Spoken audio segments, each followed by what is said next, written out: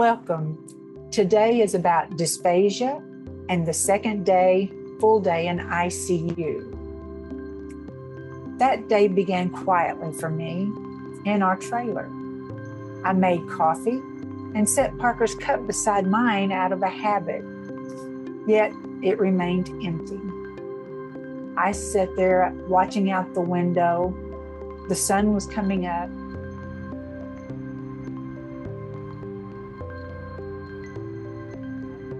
It was beautiful.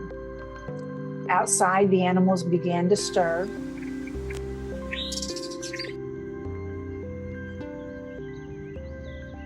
Each one waking to the new day. My heart was both restless yet hopeful. Knowing I couldn't go into ICU until 8 a.m., I prepared myself for the day. But how do you really prepare when life has been turned upside down overnight? When I arrived, Parker had just returned from a swallow test. They told me he had dysphasia, which I found out is the flap in his esophagus was not working correctly. And even something as simple as a sip of water could slip into his lungs and cause pneumonia. From that day forward, everything he ate would need to be cut up into tiny bite-sized pieces until he could pass another swallow test. A new layer of complexity. While he was resting that morning, I thought, how did we get here? As I sat by his bedside, my mind drifted to years before. I remembered when Parker's blood sugar had started just creeping up and up. For a while, he tested it regularly, but oh, how he hated pricking his finger. And eventually, he would just change his diet a little, and things seemed to just even out. Later, when his blood pressure started rising, the doctor prescribed a low-dose medication. And again, things seemed to settle down. Life went on, and so did we. It all felt manageable until it wasn't. Still, even in ICU, we found ways to laugh. That afternoon, I was up on Parker's bed, trimming his mustache. It had been far too long since it had been trimmed. And unbeknownst to us, the doctor had walked in and was just standing there watching us. He snickered and then admitted that he had never seen that done before in ICU. The nurses, too, often paused to talk to us. And, they said, we seemed so happy and that we laughed a lot, even in ICU. They would ask how long we'd been married. 49 years sounds like forever. But to us, it really does seem like just a short time. And whenever we're asked, what was our secret? Our answer is always the same. Christ is our foundation, and we always try to tell each other the truth. But even in laughter, couldn't erase the quiet signs that had been building. I thought back again to February 2024, the day after I returned from running the hot chocolate race in Nashville with my running buddies. Parker and I were out on our morning walk, and I noticed him scuffing his left foot, just slightly. At home, I ran him through the stroke checks. No facial droop, no slurred speech. His arms all worked fine. Everything seemed normal, except for the scuffing of his left foot. I monitored him closely and all day long. The next afternoon, though, he stumbled coming down the trailer steps.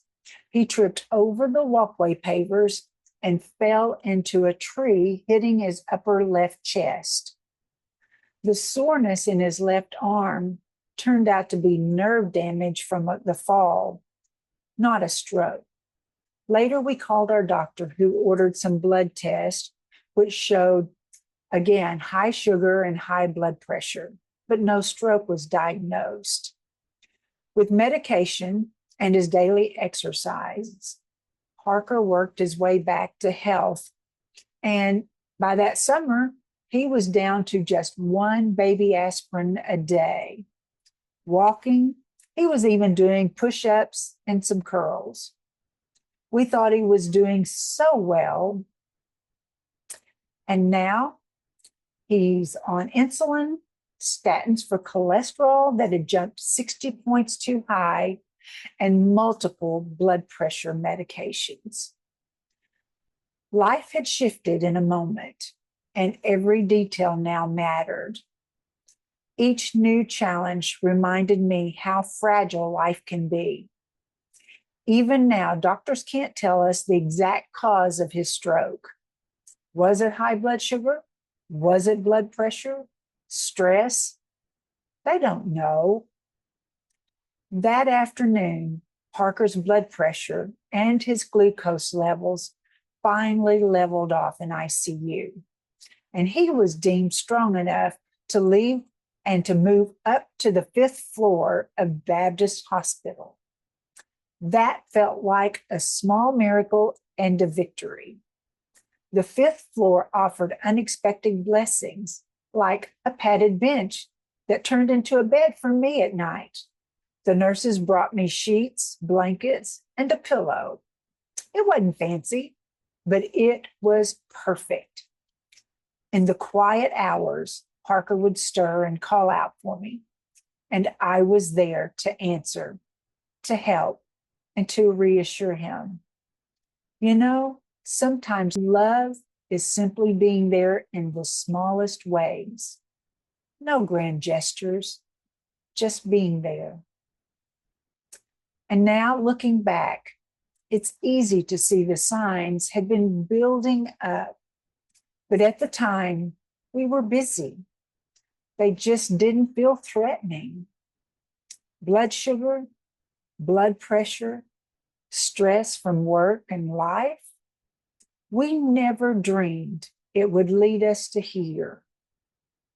Yet, even here, one truth kept us steady. God was with us, and we were together. Laughter, prayers, long nights, hard days, all of it's in his hands. This journey is teaching me that healing rarely happens all at once. It comes step by step. Sometimes the steps are very small, sometimes shaky, sometimes painful, but they're always worth it.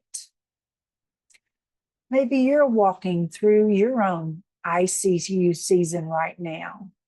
If so, hold on. Don't give up. Hope might surprise you on the very next floor. In the next episode, I'll share what life looks like beyond ICU and the new challenges and triumphs that awaited us. Thank you for joining us in this part of our journey. I'd love to know, have you walked in an ICU to hope journey? If so, share your story in the comments. I read them all, and I'd be honored to pray for you, and they'll encourage others. Don't forget to subscribe if you haven't already, and click the notification bell so you won't miss the next part of our story. We're not medical professionals. This video shares our personal experiences only. Please consult your healthcare provider for any medical questions or decisions.